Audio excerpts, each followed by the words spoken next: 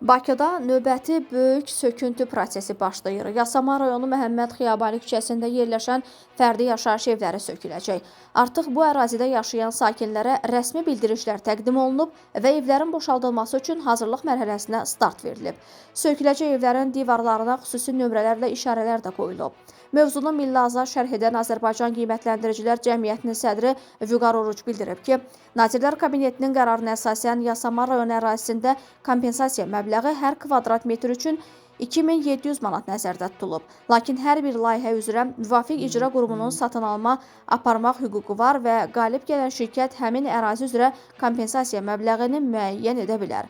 Bu variant daha uyğun hesab olunur.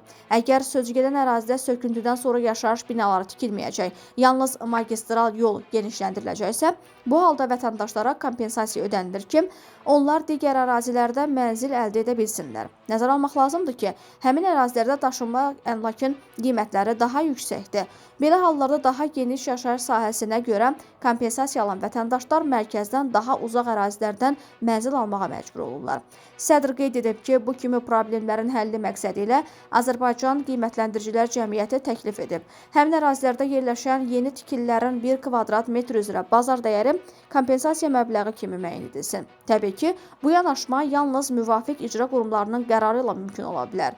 Söküntülərin aparılacağı ərazilərin ətrafında yeni tikililərin bahalaşacağı gözlənilir. Köhnə bazarın sökülməsi ərazinin bazar dəyərinin və ümumi əhəmiyyətinin artmasına səbəb olur.